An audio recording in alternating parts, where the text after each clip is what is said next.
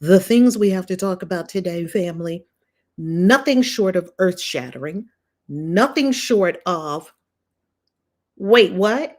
Nothing short of crumbling the entire foundation of religion as it has been regurgitated to us by people who probably loved us. They just didn't know better. They loved us. They just didn't know better. So they regurgitated the same thing that they received.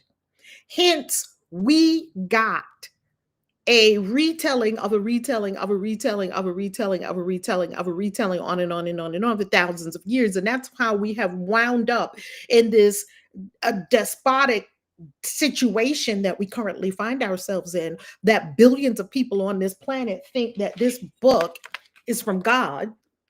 They think that this, I have a whole collection of Bibles. I love the Bible. I just know it's not from God. As a matter of fact, you know what I did? I bought this out for you today to show you exactly my stance. This is Homer, the Iliad and the Odyssey. This is Homer. Can you see that? This is my Iliad and Odyssey. My high school teacher would be so proud of me because she had us read this. Okay, and I'm reading it again. I have this beautiful deluxe version of the Iliad and Odyssey by Homer, and here's the Holy Bible. Same thing. Same thing.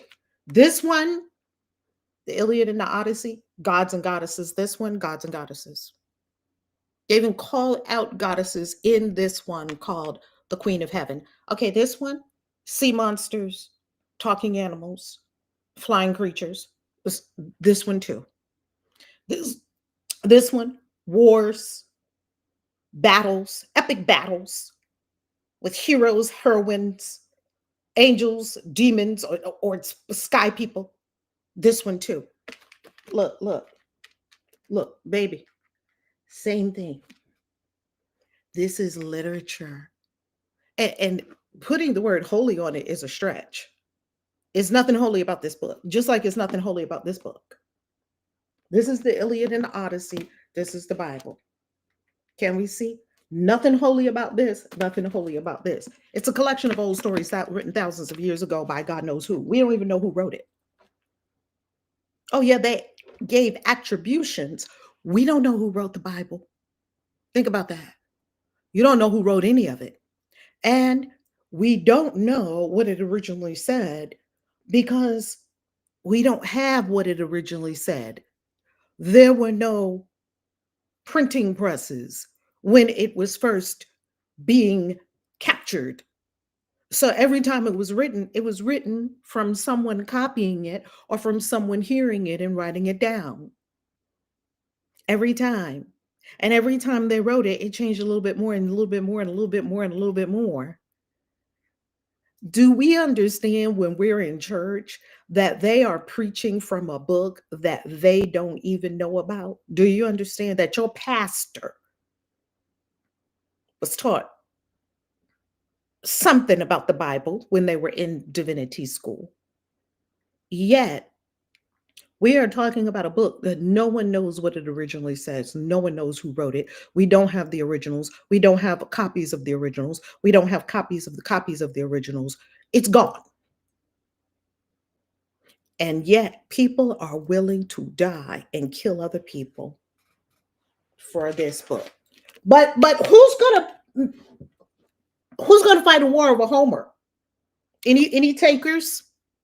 I want to have a holy war, and I want everyone who's for the Iliad and the Odyssey, come fight my holy war over Homer.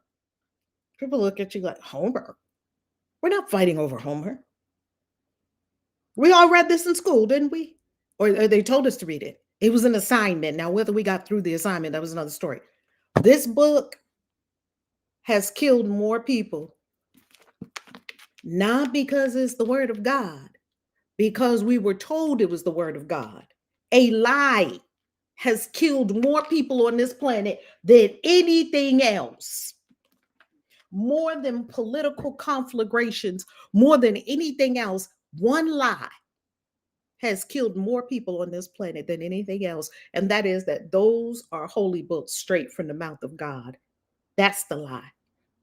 That's the lie that I seek to free humanity from, because as you free your own mind, you have a desire to share what you learn so that if others want to free themselves, that is completely up to them. They would do it.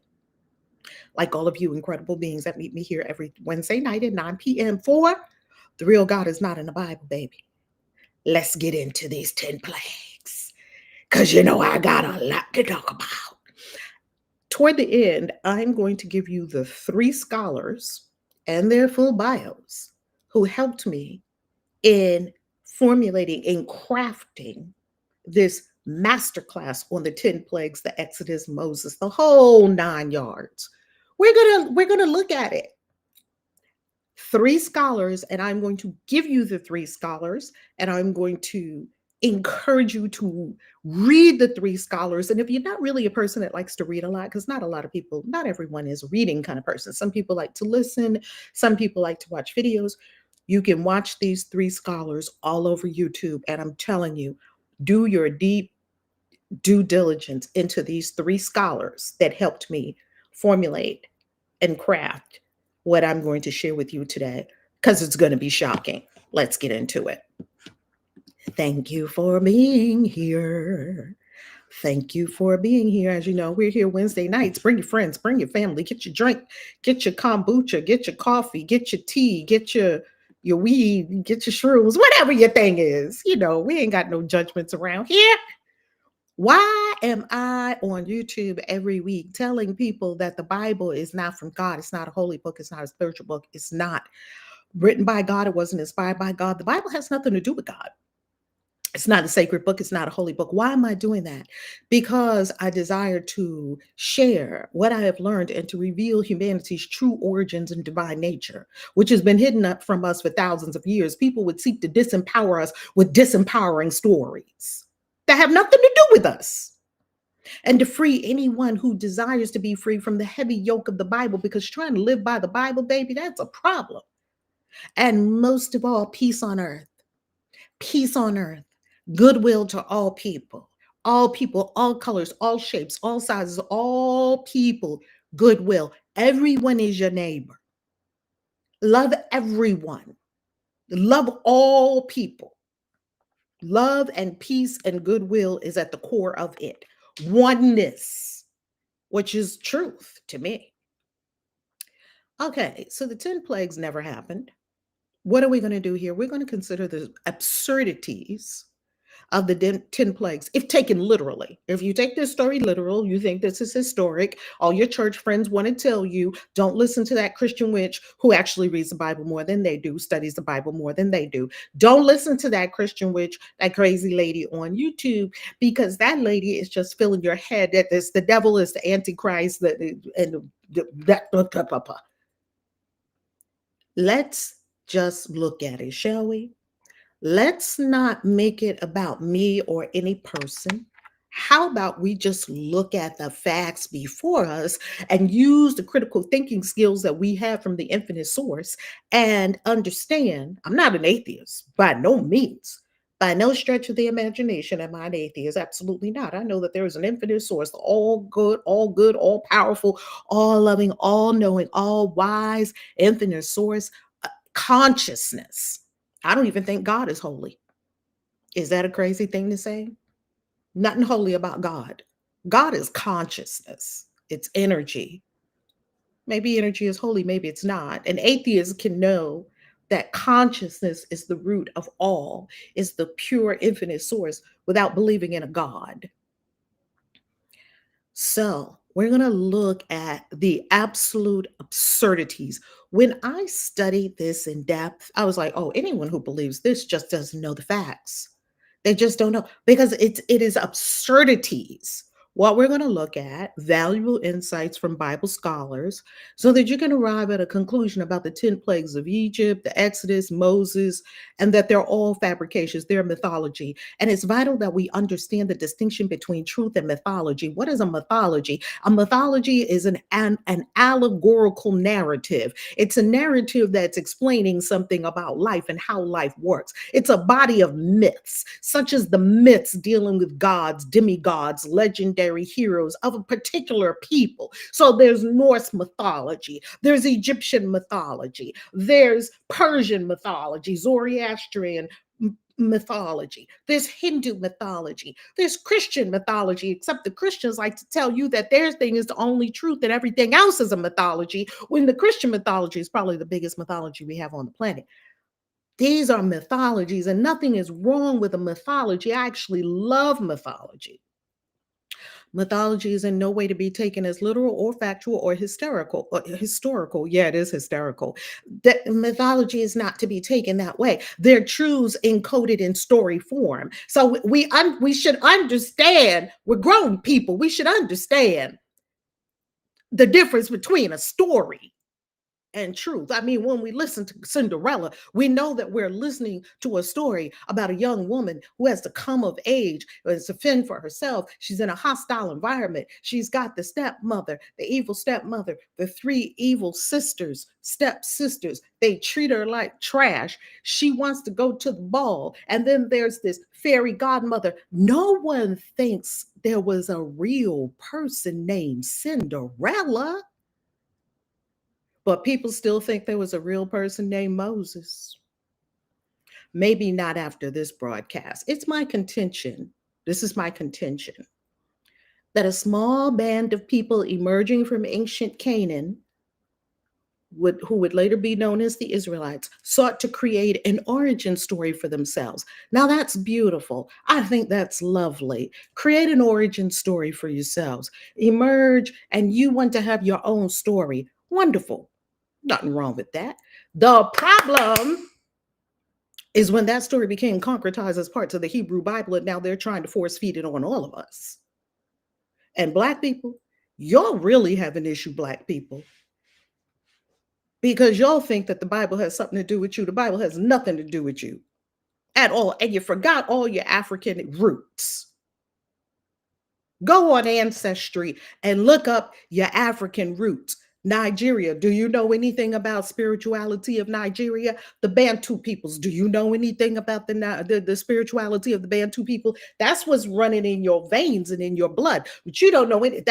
Those are your ancestors. Don't know anything about it because you were so stuck on what the colonizers shoved down your throats. And I keep saying colonizer is not a color. Colonizer is a consciousness. We still have colonizers. Okay, let's talk about the first big red flag. this one is hilarious. Let's talk about the first big red flag with Exodus 12:37. This is the first big red flag. Well, I don't want to say the first because there's so many red flags in this story. This is the first red flag we're going to talk about in this here conversation. The first red flag we're talking about here is in Exodus 12:37. It says 600,000 men on foot plus women and children were involved in the Exodus. 600,000. Okay. 600,000 men on foot, 600,000 men of fighting age, 600,000 able bodied men, plus women and children, and like a cluster of people that left with them. How many people would that be? How many people would that be? That would be between 2.5 and 3 million people. Why? Why would that be between 2.5 and 3 million people altogether? Why would that be? Let's come over here and come off screen share for a second. Okay. By the way, share, share, share. Subscribe, subscribe, subscribe. Okay. Like, thumbs up, comment, share, share, share. Why would it add up to 2.5 million to 3 million people? Because 600,000 men of fighting age, able-bodied men, men on foot, men who can go into the war, into the army, right? Able-bodied men, 600,000. Well, what about all the older men that can't fight, grandpas and whatnot? What about all of the women, wives, mothers, grandmothers? What about all of the children? So the scholars say that 600,000 men, this is what the Bible says, Exodus 12:37. 600,000 men would equal 2.5 million to 3 million people. Well, what was the population of Egypt at the time of the Exodus? We're going to talk about the time of the Exodus and when Bibles, the Bible people try to tell us when the Exodus happened. They have two kind of dates where they think the Exodus happened. Okay. Forgot our roots. We forgot our roots. So, how many people were in Egypt during the time of the Exodus? Let's find out. How many people were there? So, you're talking about a massive exodus of 2.5 million to 3 million people. Okay, let's find out. Egypt's population in the New Kingdom period, roughly the time of the Exodus, somewhere between the 13th and 15th century BCE, and we're going to get into the exact dating in a little bit, don't worry, is estimated from archaeological surveys of settlements. So you can go to archaeological digs right now around Egypt and you can see the archaeological evidence of the settlements and the people that lived, smaller and larger. Agricultural production potential along the Nile River to support and feed these people. Because don't people have to eat all day, every day? Comparative population density with other ancient states. Most Egyptologists, when they do all the figurations, taking into consideration tax records, all of the multiple records that the Egyptians left, because they left comprehensive, they were supreme in their record keeping. Most Egyptologists place the total population at 2 to 5 million, depending on the exact period. But now, during the New Kingdom, which is when supposedly the Exodus happened, the estimate is about 2 million people lived in Egypt. Okay, 2 million people is the entire population of Egypt, but the Bible is telling us that 2.5 million to 3 million people left. That means ain't nobody left in Egypt. That's what that means. It means there's no one left in Egypt. Now, the higher population numbers, 4 million to 5 million, are later, more prosperous phases. They come much later. So it means 3 million Hebrews leaving would have exceeded the entire population of Egypt. Obviously, this is implausible. It is not possible. There's no archaeological evidence or textual evidence of that. It could not have happened. The first big red flag are the numbers. Did anyone ever, did anyone in church, were you sitting in church saying, okay, let me do this math. 600,000, 2.5 million, 3 million, that's 3 million people. Only 2 million people lived in all of Egypt at that time. Maybe 3. That means everybody left Egypt. That means there wasn't no Egyptians left. That means there was no other people. Pastor, I have a question. This isn't adding up. Okay, so keep that in mind. We're going to go into more. That's just one red flag. That's just one red flag. Has anyone ever talked about these numbers with you? Has anyone ever talked about these numbers? Thank you, Gina. Gina, they were wandering in the wilderness for 40 years. Their shoes never wore out. Not to mention 40 years of wandering in the Sinai desert.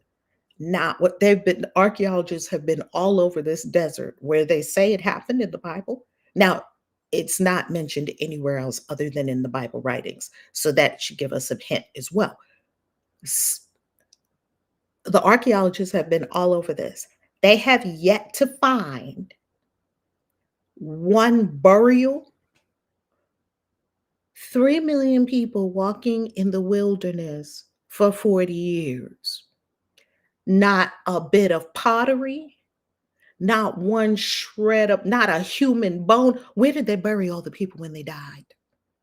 But it's not a factual story. It's not a factual story. It's just simply not. And I've got to tell you, see, when we utilize archaeology, history, anthropology, and science as the foundation of our biblical analysis, the Christian myth becomes inherently apparent. Well said. Well said. And here's what I want to say. This is not knocking the Bible, because the Bible thumpers love to come around. Oh, you just want to trash the Bible. You just want to trash Christianity. You just want to trash Judaism. No, it's none of those.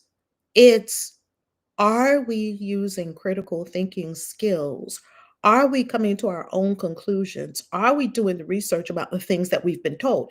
If these people weren't imposing upon us and trying to control every area of our lives, I probably wouldn't be talking about this very much, because, our Christian family and our Christian friends, they're all over this. And they're trying to get you to conform. They're trying to get you to come back into the Christian thing as they know it, and just blindly believe, just blindly. Don't ask any questions. Don't ask. Don't go too deep into the story, because the story cannot withhold scrutiny.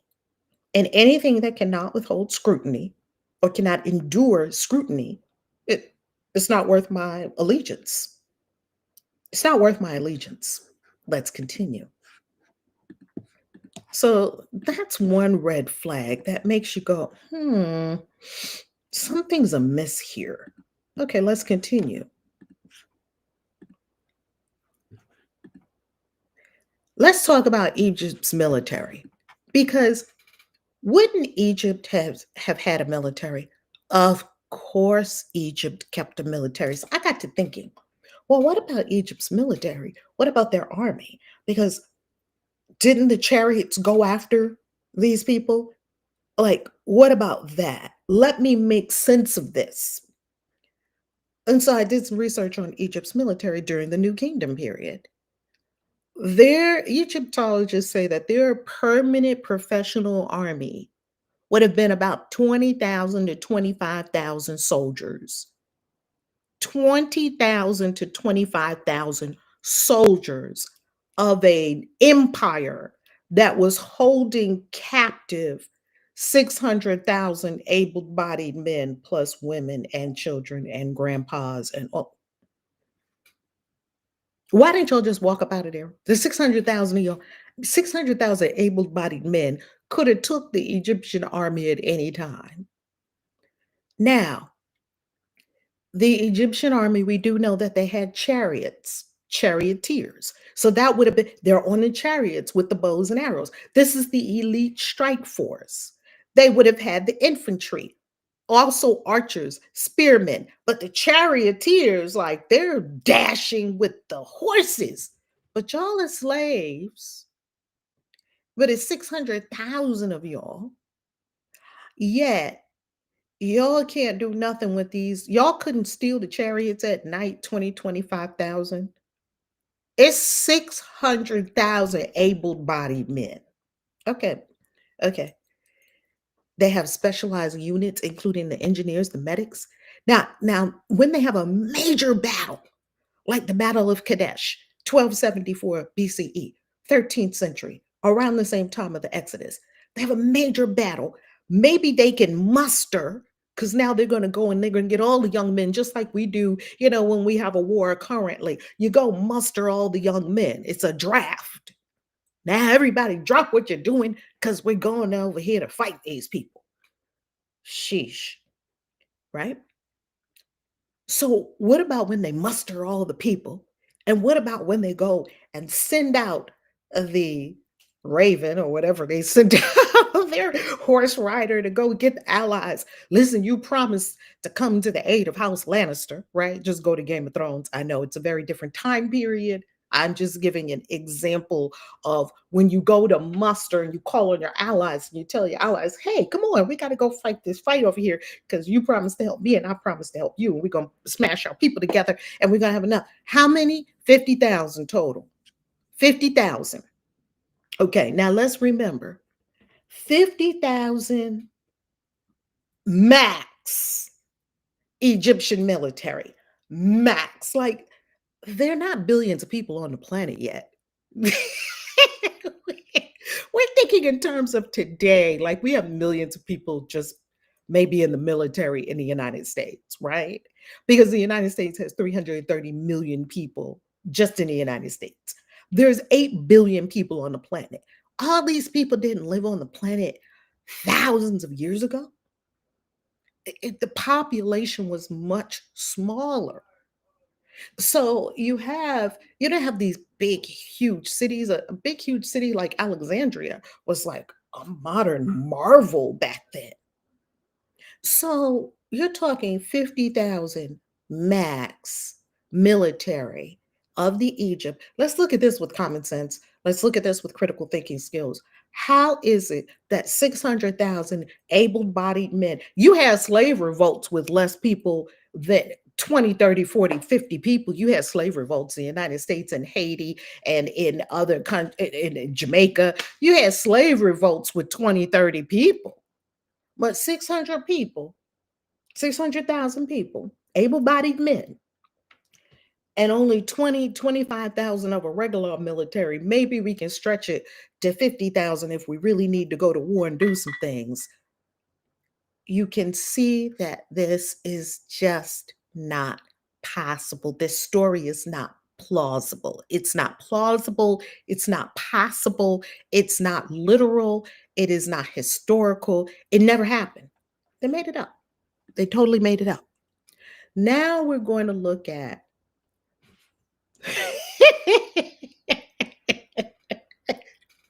now we're going to look at the plagues. Now I got to tell you something. This is how I found out about this part of it, about the plagues part of it. Oh my goodness, this thing is hilarious. Let me share with you how I found out about the part where the plagues, how many times did the plagues kill animals? Which plague, and which plague killed the animals? Tell me if you know in the comments, because we done heard these stories 50 million times. Here come Moses, here come Aaron. Aaron has his staff, Moses has his staff, throw it down, turn into serpents. Magic practicing priests in Egypt, they could do the same thing. They throw down their staff, turns into serpents. They're like, whatever, you came to like the home of magic and you're trying to out magic us. We know magic. No, but we're better because our serpents staffs are going to eat your serpent staffs. You know, it's like the one up. You can see the one up in the story because they have to make you this is a good story. They have to make it a really good story. Okay, tell me how many plagues and which plagues, because we know these 10 plagues, don't we? Didn't they teach us the gnats and the flies and the frogs and the firstborn and all that? How many plagues, which plague killed the animals, the livestock of the Egyptians? Which one? I'll give you a minute. I'll give you a minute. Was it the locust? Oh, good one. Okay, come on, everybody. Tell me in the comments. Oh, 10th plague, firstborn animals. Okay, that's reasonable. That's what we heard. Tell me.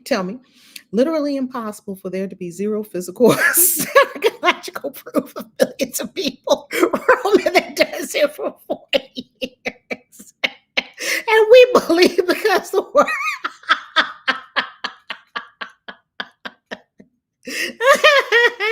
This is hilarious. The Lord works in mysterious ways. I'm gonna mess up my makeup. Oh my goodness. Right? Just think about that, family.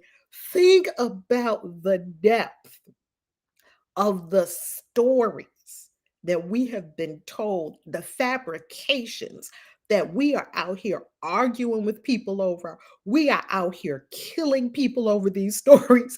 We are out here fighting with Islamic people, fighting with Buddhist people. These Christians are out here waging war on every single person that ain't a Christian over some fake ass stories. Okay, was it the locust? We got two guesses so far. The locust and the 10th plague, firstborn animals. Let me get a napkin, a tissue or something. Okay. Any other guesses? I give you a minute.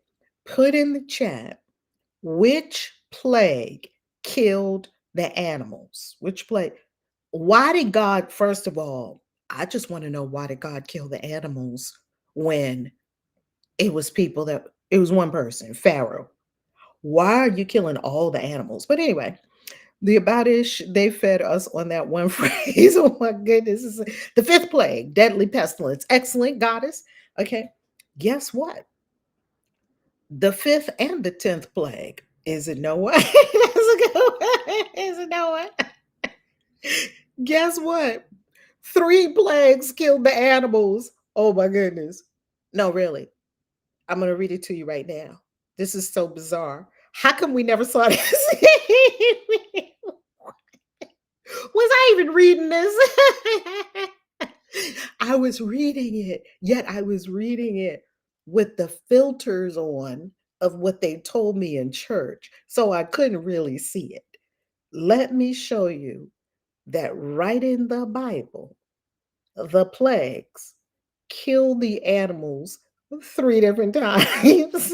You don't believe me? Let's go to the Bible. Let's look at it. Here we go. And I got this bit of wisdom from one of the three Bible scholars that I'm going to share with you at the end. I was like, wait a minute. Yeah, so many innocent animals died during the Old Testament. It's really so sad, so sad. I'm so glad Jesus in the New Testament, whether he did it or didn't do it, I'm so glad he came in the temple and let all the animals out and freed the doves and all that. I'm so glad he did that. Okay, the livestock of the Egyptians, the animals are killed three times in the 10 plagues. Okay, the first plague that they killed the animals is in plague number 5, rightly spoken of. You said disease. Here it is, Exodus 9, 1 through 7.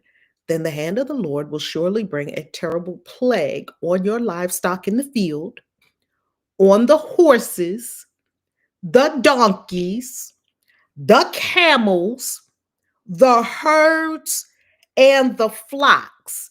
What does that sound like to you? It sounds like God is saying, I'm going to kill all of them animals. Is that what? That's what it says.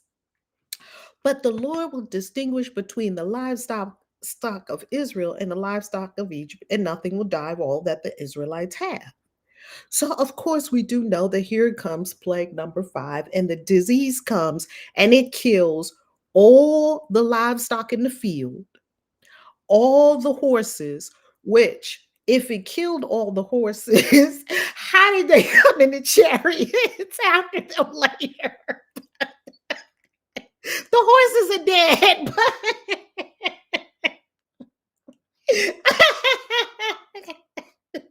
Wait a minute. How y'all get horses? And this all happened in a matter of days, right? Like bam, bam, bam, bam. And then they flee.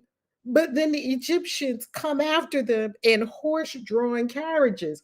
Where did you get a whole new fleet of horses? Okay. But we're gonna get past all of that. Okay. Wait a minute. I need a tissue. Oh my goodness. This story. Oh, do you see? That ain't going. I'm messing up all my Sephora makeup. Wait a minute. Let me ask you a question.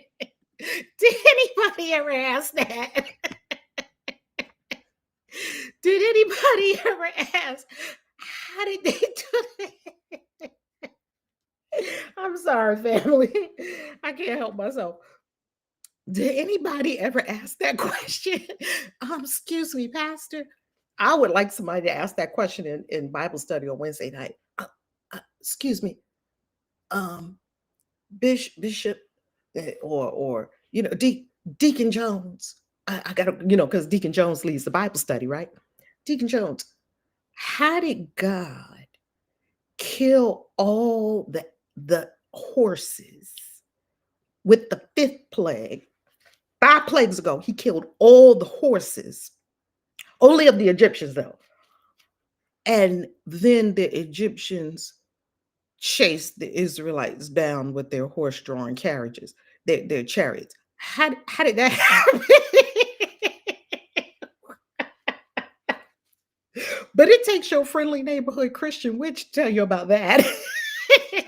Okay. But that's not all. We're not done with the animal part yet. Let's continue. Now, everything I'm showing you is right in the Bible.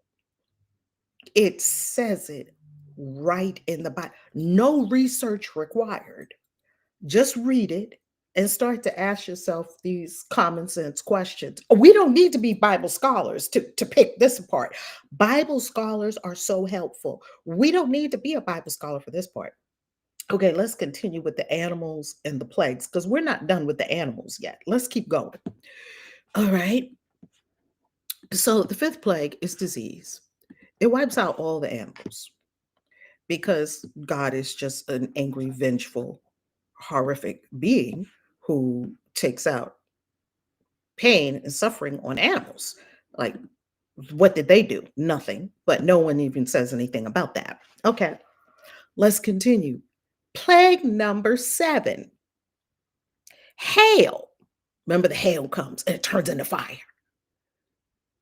Well, hello and behold, hail kills the animals again. Wait a minute. Hail fell and fire mingled with the hail. Okay, God is now throwing hail mingled with fire. This is Exodus 9:24 and 25. The hail was so severe that there had not been any like it in all the land of Egypt since it had become a nation. The hail struck everything in the open field, both people and animals, throughout all the land of Egypt.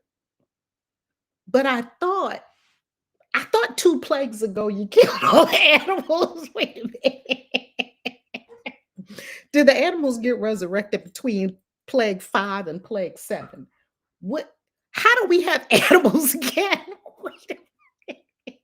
And clearly, the people who wrote this hate animals because whoever made up this story absolutely has a vendetta against animals because they killed animals 3 times. Okay, plague number 7 comes and you kill the animals again.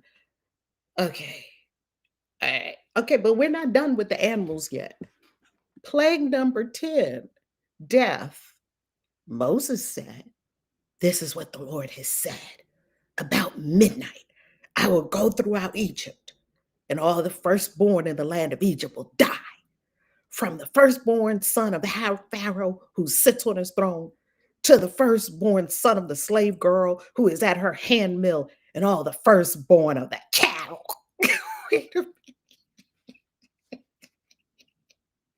You killed all the cattle 5 plagues ago, Moses. Either Moses needs to get his math right.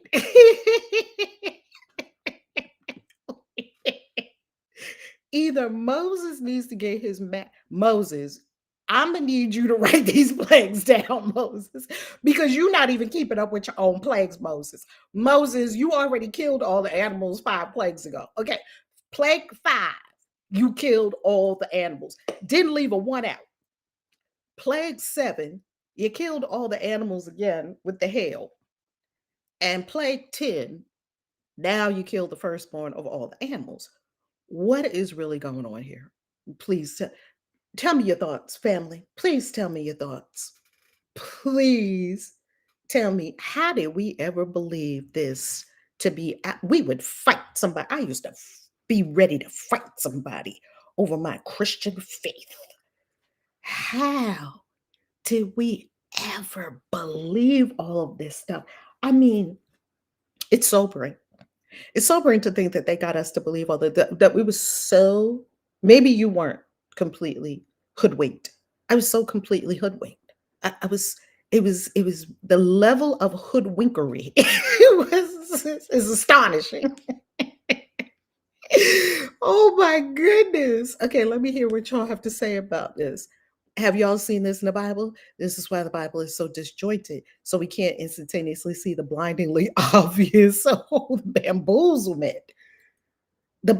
All the boozles are banned.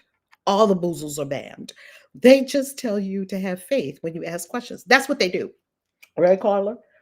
They just say, don't question God. I'm not questioning God. I'm questioning you who tell me you are speaking for God. And tonight, in my private prayer meditation, in my private one time, I'm going to ask God myself.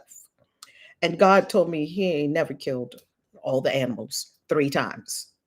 3 times. You read it right there in the Exodus. It's right in your Bible. Bring out your Bibles. Bring out your quote unquote holy Bible. Bring out your epic fantasy novel smashed in humanities library is what I call it.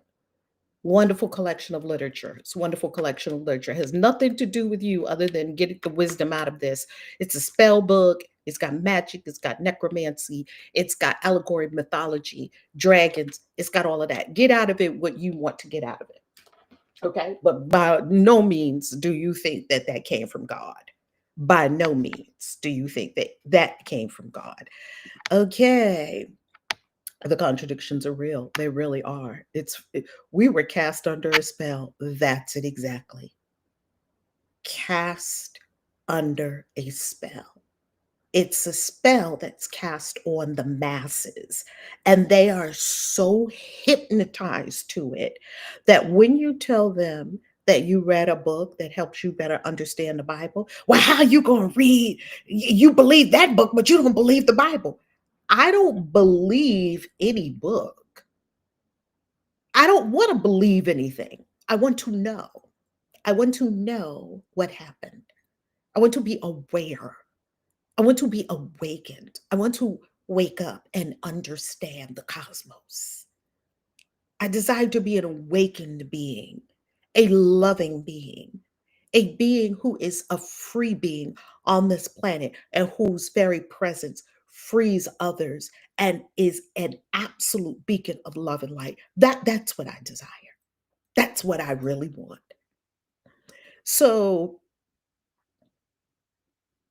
we've got to we've got to dispel.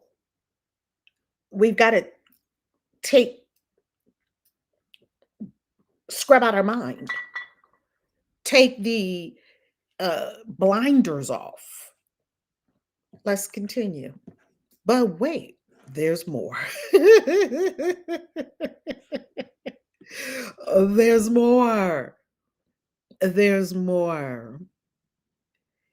Yes, Tahuti. I love this. I love this. Psalms is actually this salams, songs of Tahuti. I love that, and the proverbs as well. Proverbs, a lot of proverbs, and Psalm 10 was written by a pharaoh. It actually says it in the Bible. If you have the Catholic Bible, let's show you right now. If you have the Catholic Bible, Psalm 10 was actually written by a pharaoh, and it says it. Let me go to the Catholic Bible. Catholic Bible online. Let's see if I can get to the Catholic Bible online. Can I read this Catholic Bible online? Let's see. I want to go to a Catholic Bible online.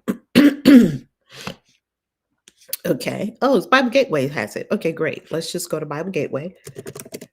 And let's go to Psalm 10. Is it going? Yeah. Bible Gateway. And let's go to Psalm 10. And let's look in the Catholic. Where's the Catholic Bible? Let's see. Hopefully. Oh, New Catholic Bible. Let's do this one. Go. And let's see what it says. Psalm 10. Does it say it here? I read it online. I've got to put the link underneath this video so that you can actually see it. No thanks. No thanks. I've read it online, so I'm going to find it for you and look up Psalm 10 in the Catholic Bible. And it was written, I believe, by Akhenaten. Okay, let's continue. I'll find it for you and I'll put it underneath. I'll give you a link to it. Oh, pardon me. I'm going to present. Okay, so we're not done yet. So what do we have so far? So far, we understand that the numbers don't add up. Absolutely outrageous. Never happened. The plague, the Exodus, none of that. The 10 plagues never happened. Also, we find out that of the entire population of Egypt at the time, absolutely, the escapees would have exceeded the entire population of the entire country of Egypt, and that's saying a lot because Egypt is a huge country from north all the way to south. And we have also come to the understanding that there is absolutely no the army wasn't even that large of Egypt's military. There's absolutely no way that you can feed and supply that amount of people in the desert, and not one trace left of any of them. And then we see that the three plagues, we see a very big problem with the three plagues of Egypt. Now, before we go further, this video is sponsored by what we have going on in our world, which is the book, The Real God Is Not in the Bible. So if you are a member, I updated the link for you in YouTube. So if you are a member on the YouTube channel, either the Valerie Love YouTube channel or the Christian Witches YouTube channel, I want you to go to the channel and I want you to go to membership. Because if you are a member, you will see that today I posted the latest version of this book. It's an ebook format and you have it as a gift. That's for members only. That's on both the Valerie Love YouTube channel and the Christian Witches YouTube channel. Now, if you are not a member, by all means, become a member. Become a member. Become a member. But if you go to valerielove.com/books, there is a link to where you can buy the book. Now, it is so important that this book get out there to the masses. Would you help me? Could I ask for your support in getting this book to the masses? So the ebook version right now is on Amazon, and the paperback and hardcover, thank you for keeping the book on the bestseller list. Thank you for your incredible reviews of the book. We need reviews. So would you help me help get this book into the hands of anyone and everyone who would like to read it, who will benefit from this book, by sharing it on Amazon? And I'll give you a link to the book on Amazon as well if you're not a member. If you're a member, like I said, it's a gift because we give our books to members. It is a gift. Okay. So get your gift if you are a member. If you are not a member, please be so kind as to pay it forward. Oh, that is an affiliate link. Let me put that in the chat. Hashtag paid, hashtag ad. Thank you for using my affiliate link. As an Amazon influencer, I am compensated when you use that link to buy from my store. Thank you, thank you, thank you. Now, I do also want to let you know one other thing, and that is that right now, up until the end of August, you can still apply to partner with us for the Bali retreat or the Egypt retreat. Yes, we are returning to Egypt in 2026. Cannot wait. We have so many people coming with us to Egypt in 2026 already that have already started to register. Yes. Great payment plan. Right now, you can register for Egypt with only a $100 deposit, and you can even partner with us to see how you can get the Egypt retreat and the Bali retreat absolutely free. I'm not kidding. This is a limited time offer, and I'm going to give you the link for this. It's at valerielove.com. And when you go to valerielove.com, go to, it's right on the front page. So if you go right on the front page of valerielove.com, right here, you can see attend the Bali or Egypt retreats absolutely free. Click this link to gain access to the Zoom. This is your last chance. This is your last chance. Lots of people have already taken us up on this offer. Is going away this month because the Egypt retreat is in 1 year. The Bali retreat is in 1 year from the time that I'm doing this. We are doing Bali in August of 2026. Bali was freaking phenomenal last year in 2024. We take you to the temple, we take you to a lovely luxury villa. Of course, we go to Turta Impul Temple. We do all kinds of things in Bali, and then photo shoots and all of that in Bali. And then if you are coming with us to Egypt, we're going to take you on the Nile River cruise. We're going to take you to there. We are on the hot air balloon. That's our pilot right there, about to take us up over the Nile River in Luxor. And yes, Nile River cruise, hot air balloons, temples, pyramids, go inside the pyramid, uh, uh, Tutankhamun, Tutankhamun. Many people call him Tutankhamun. His name is actually Tutankhamun. That's his actual name. But I know Westerners, we just call people different things other than their names. Anyway, if you know you would love to come with us to Bali or Egypt in 2026, and you want the opportunity to partner with us to go on these retreats absolutely free, plenty of people have already taken us up on this offer, then you need to hop over there tonight and get yourself registered. Okay? That's it. Let's return to our regularly scheduled program. When did the 10 plagues supposedly take place? Like, when did these 10 plagues happen? Let's look at Egyptian history. Now, according to the Bible, this is what it says. It says they have two dates that could be possible that it happened from the Bible. It could have happened according to 1 Kings 6:1. It says the Exodus happened 480 years after King Solomon's temple, which would have put it around 1446 BCE. Keep that date in mind. Exodus 1:11 says that it was during the building of the cities of Python and Ramses. So this could have been around 1279 to 1213. So here are the two options. When do the scholars say, when supposedly did this happen? And then you could just look at what was going on in Egypt and see if there's any correlations. When supposedly did these 10 plagues happen?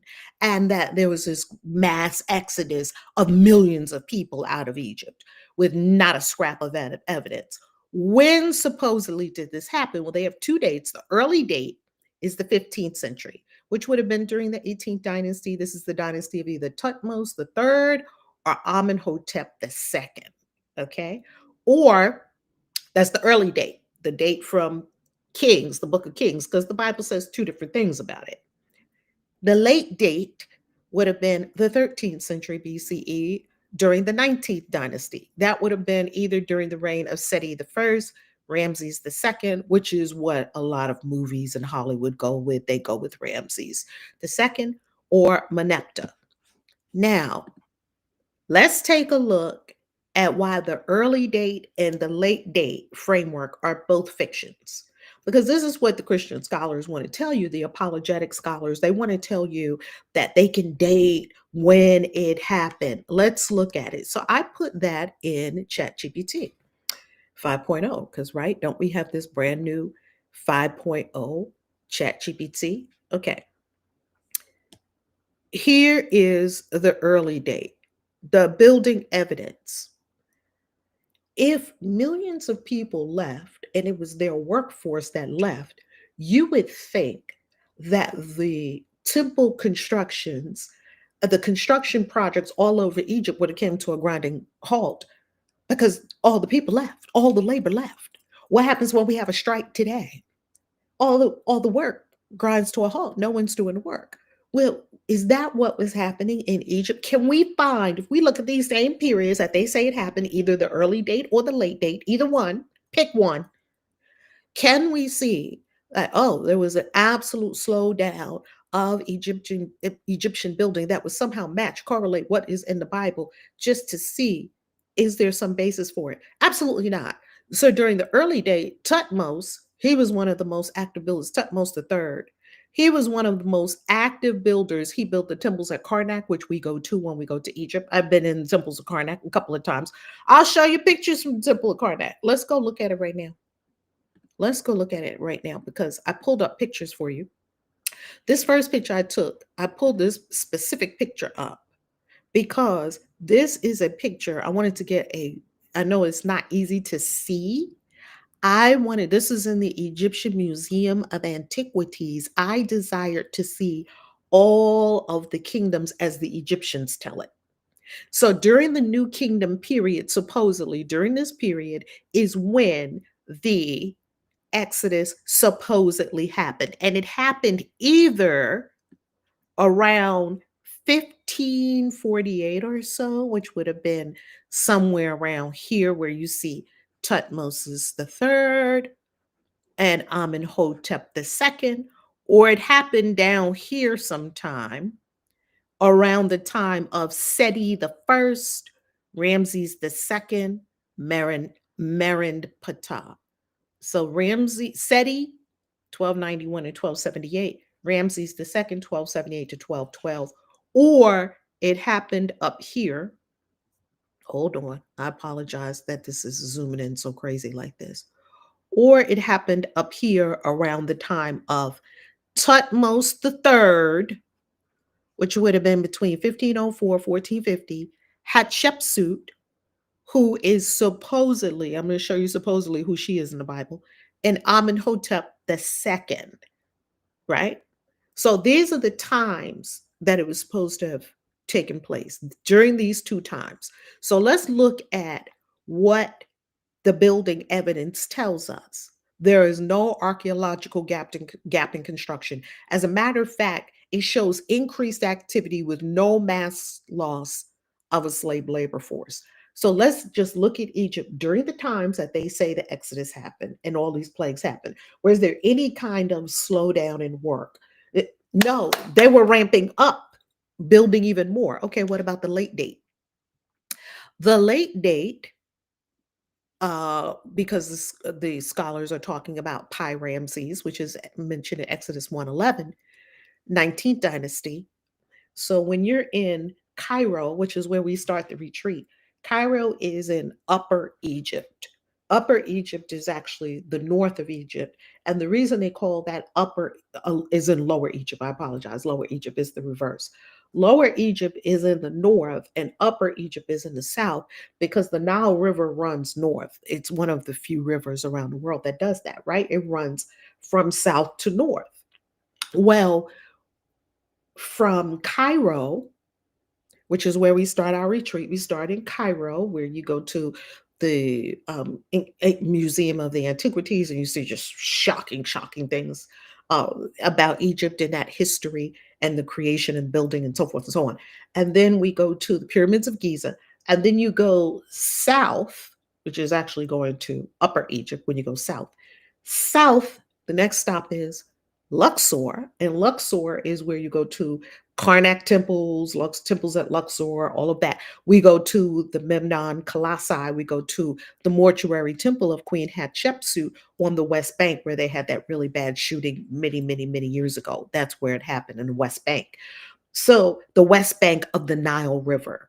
We stay on the East Bank of the Nile River, and then you take a felucca, those boats, over to the West Bank of the Nile River. And on the West Bank is where you have Queen Hatshepsut's mortuary temple. She was quite the character. We got to do a whole show on her. Where you also have the Valley of the Kings, where all these elaborate, I mean, insane uh, mortuary. Here's Queen Hatshepsut's mortuary temple right here. That's an entrance of it. and where you also have the Valley of the Kings. Let me see if I think this is a map of part of the Valley of the Kings and how they have these elaborate burials. And this is actually me going down into one of them. Like that's how deep they are in the ground. It is absolutely insane because they buried them with so much treasure. So they had to bury them really deep in the ground. And you would never know if you look at the landscape that there were burials here. You would never know because they don't want you to know that because they had all the goods in there and they didn't want the grave robbers to come and get all the stuff, right? So anyway, so you go to Luxor and then there's a bunch of stuff in Luxor. Then we get on the cruise ship and we go down. And as we go down, um, actually not down, as we travel south to Upper Egypt, and that's where you see Temple of Philae, and that's where you also can go to Abu Simbel, and what else is down that way? Abu Simbel is down toward, that's where we go to Aswan. You go past the Aswan Dam, all of that. That's quite amazing. People love that when we're on the cruise ship. Everybody jumps up. Usually it's at nighttime. Everybody jumps up, goes up to the top of the cruise ship and looks, and we see, oh, we're going, through the Aswan Dam. It's a nice spectacle. It's pretty amazing. So anyway, even though there's a lot of controversy around the Aswan Dam, I do understand that too. Anyway, I said all of that to say that when you look at the building projects, did they stop? Did they slow down? Did they? No, you can go see them right now. Building, building, building with no sign of any kind of economic collapse, any kind of collapse of their economy, any kind of societal collapse. It would have been a massive societal collapse if all of the firstborn people of every family died. It would have been a massive societal collapse if all the animals and livestock had died. It would have been a massive societal collapse if the Nile River turned to blood. But you know what was very interesting about the Nile River turned to blood? The Bible said, but the Egyptians had to go. How did they live without water? You can't live more than 3 days without water. These people are in the desert. The Nile River, it's the desert. So, and even if it wasn't the desert back then, because it could have been very verdant at that time, how are you gonna feed millions of people with no water? Because the water is blood. The Nile River was the source of water. So the Bible puts in this little line that says the people had to dig around the Nile River for water because it looks like someone knew that we were going to ask the question, how did they live if the whole Nile River turned to blood? How did they live with no water? So the people had to dig all around the Nile River to get water. But if you dug and you were getting the same water that was the Nile River water, wasn't that blood too? Don't ask too many questions. Don't ask too many questions. So, what we are saying here is that neither dates, either date, it's a fiction. Either date. When we look at the archaeological and historical record of Egypt, there's no such break in building projects like all our slave labor just left. We are at a complete standstill. We can't build anything. They're just building and building and building and building and building like the Egyptians did. Okay, here's another inconsistency in the story. We're coming down to the home stretch. I love y'all for being so into this. Do you remember when Pharaoh called the midwives to speak to them about killing all the Hebrew males when they were born? Do you remember that? I want to ask you a question. Supposedly, supposedly there was a genocide, right? Let me close some of these right here. Okay, supposedly there was a genocide. Let's let's come off screen share for a minute and let's ask a question. How many how many midwives do you think Pharaoh rounded up so that he could get rid of all of the Hebrew babies. How many midwives? Anyone? Put it in the chat. And if you're watching the replay, put it in the comments. How many midwives did Pharaoh round up, supposedly, because he talked to the midwives to kill all the firstborn? Not even the firstborn, all males. It says in the Bible, all males. How many? Okay. We can see what happens when people and animals, vegetation are slaughtered and destroyed, and the water supply is cemented and blocked off. Yeah, that's exactly right. How many? How many Hebrew babies? How many? Okay, Stray Panther 44. Love that. Love that. How many? 120. Sharon, that would make sense, right? You're rounding up all the midwives that supposedly helped birth all these 600,000 able-bodied men, right? These millions of people. So you are rounding up all the midwives because you need the midwives. This is what they told us in church. You need the midwives to unalive only the Hebrew males, but let the girls live. So we got 2 votes. We got 44. We got 120. 120 sounds fair, unique organics. Excellent. Let's go to the videotape. Let's see what the Bible says. This is all in your friendly neighborhood Bible. I would recommend everyone read it. Let's see how many midwives Pharaoh rounded up. 2 midwives, Shipra and Puah. 2. Okay, let's read it in the Bible. Wait a minute. 2 midwives are birthing all these babies. These have got to be the hardest working midwives you have ever seen in your entire life. Wait a minute.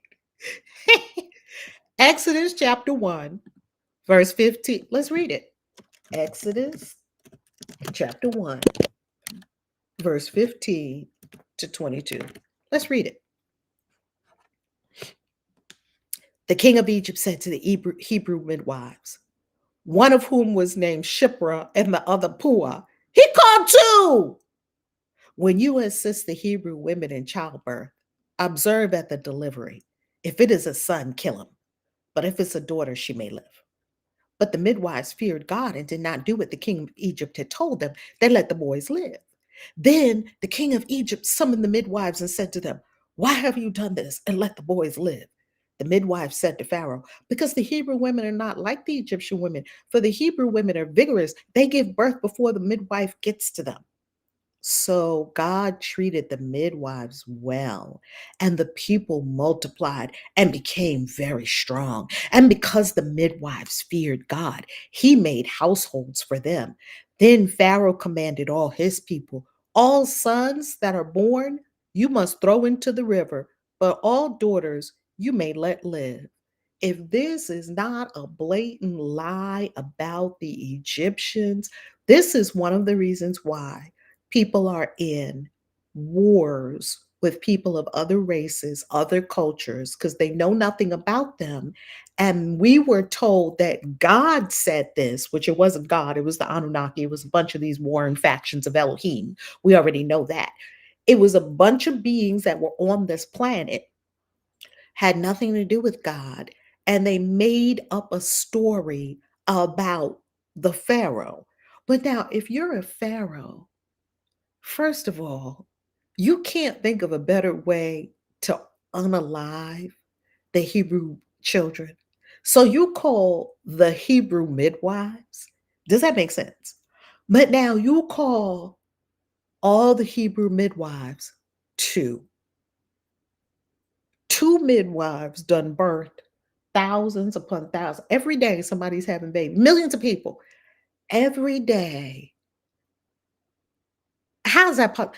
Tell me how you have 2 labor and delivery doctors in the entire city of millions of people. Tell me how you can have, let's take New York where I grew up. When I grew up, it was 8 billion people in New York. So let's just say there was only 2 million people in New York. Only 2 million people, 2.5 million, 3 million people. And 2 labor and delivery doctors, midwives in the entire city. for all the 2.5 million people. Okay. We ought to be telling them in church, this is a mythology. And you might as well own up to this is either a mythology or it's a blatant lie. It's a lie on other people. And we shouldn't lie on other people. It says it in the Bible. You shouldn't blaspheme. This is a blatant blasphemy on Egyptian people. A blatant one. Never happened. It never happened. Okay, let's continue. Two midwives. And then how did he know that they weren't unaliving the kids? How did he know? Like, is Pharaoh walking around? Pharaoh is in his palace. Is Pharaoh talking to any of these people? No. But he called them back because supposedly they weren't doing their job of unaliving these babies. Why are you not unaliving the babies? Oh, and they had to make up a story. But God bless them. Oh my goodness. Oh my goodness. Okay. Let's get another inconsistency in the story. We've got to go deep with this thing. We have another inconsistency in the story. What's the inconsistency? The Egyptian origin of the name Moses. Moses is an Egyptian name, which most people know. Most people know that Moses, who is the hero of the Hebrew people, who was also our hero when I was in a Christian experience, uh, Moses is a freer of slaves, breaker of chains. He's the one he's paramount. He's critical to the story. He's not a secondary character. He's a main character. Like he's critical to the story. Well, the name Moses or MS or MESU, this root word mis or mesu or mes, means born of or son of or child of. So most of the time, so whenever you saw Moses, you just saw me show you a theophoric name, Tut Ankh Amen. This is Amun, who is on Tutankhamun's name. They had the name. It's a theorific name. So the name has the God in the name that they are devoted to, dedicated to, are a living embodiment of, because all the kings and queens of Egypt were anointed and they were one with the God. So they were considered God figures. Well, they were anointed with the fat of a crocodile, they say. I've got to do more research into that part. So let's take an example. Tutmos, that's born of Toth or Tahuti. Toth, Tahoth, Tahuti, same being. Ramses, born of Ra, because here you see the Mos. And so it's Thoth or Tut. Here you see Meses, that's Ra, born of Ra. Here you see Atmos, born of Ea, which is the moon god. So Moses' name, even though it's Egyptian, it's a half name. It's an incomplete name because it means son of, child of, born of. What if your name was just born of? But born of who? So is it possible that they took away, if they got a name from somewhere when they were making up this story, Tutmos, and they chopped off the God name?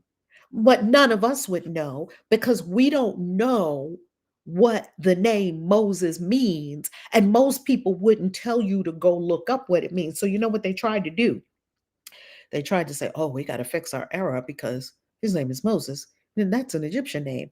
And it actually means the son of, or the child of, or the god of, or the offspring of, or born of Ra, or born of Tahuti, or born of Ea. What's going on with this? We gotta fix this. And so later on, much later on, they came up with this configuration.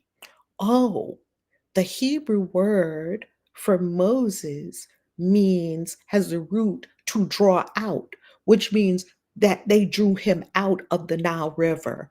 That's why he's named Moses. Has nothing to do with Egypt. And as you can see, that's not so. That's not so.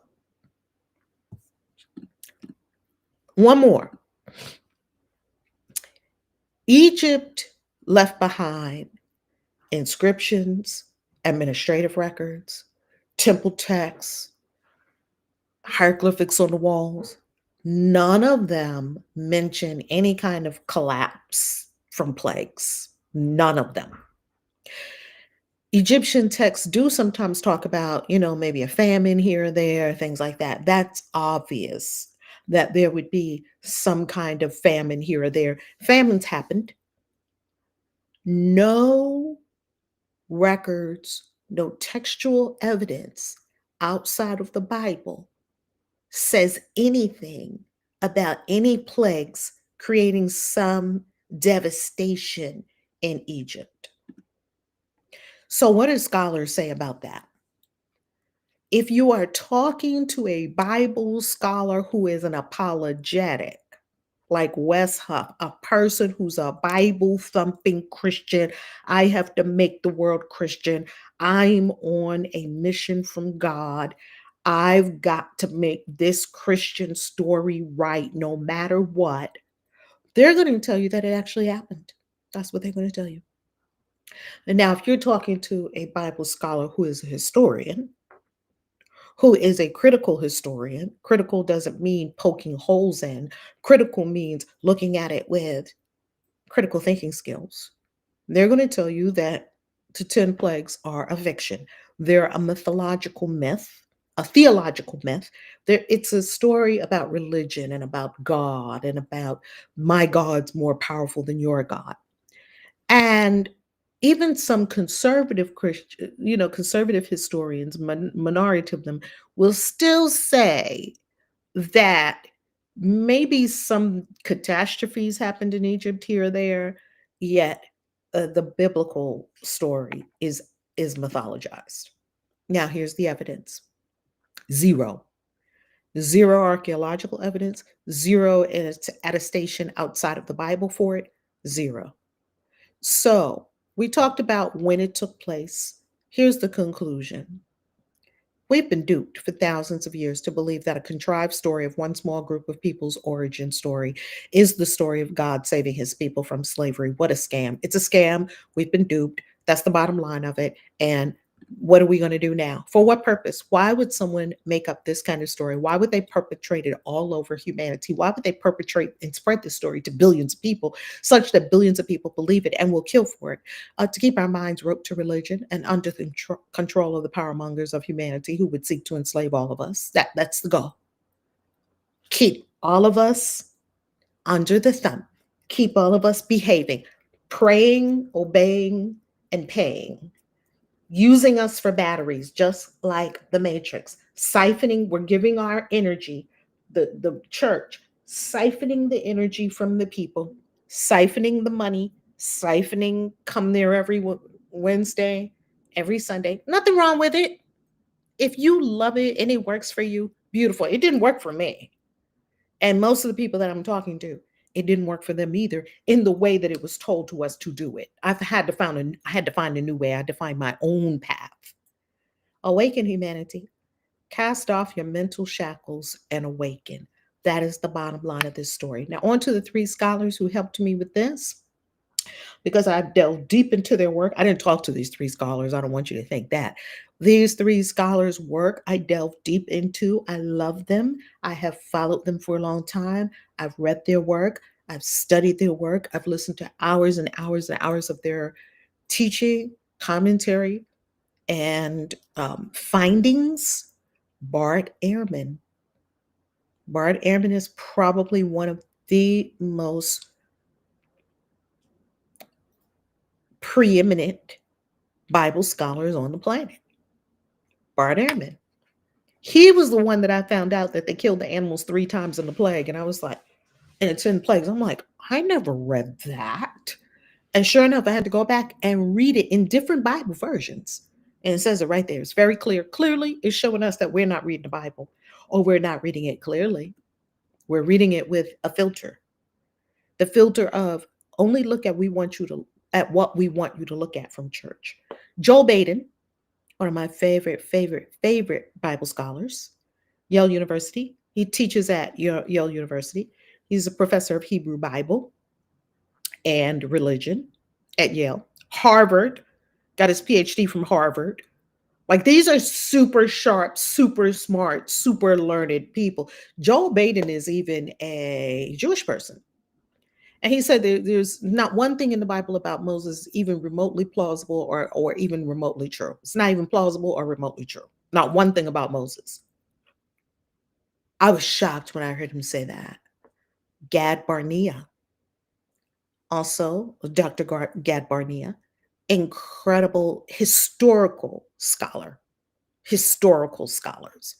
I'm not interested in listening to Bible scholars who only want to push more of the Christian story because I already know that story. Okay, I got it. I heard that story. I understand. Got it. I want to hear from historical scholars. I'm not an atheist. I don't want to only talk to atheists. I love talking to all kinds of people, whereas Christian people only want to talk to Christian people. Child, didn't we hear already that we have been hoodwinked, bamboozled, run amok? You didn't land on Plymouth Rock. Rock landed on you. Thank you, Malcolm X. Malcolm X told us he was a prophet. He told us this, and that's why they unalived him, because he was telling the truth. We must certainly and it's mind blowing. It has been 13 years of deconstruction, and my mind continues to be perpetually blown by the shared degrees of deception. This is what I have found, Goddess. What I have found is that I still keep getting shocked after having been doing this for years. How am I still shocked? Like, gobsmacked.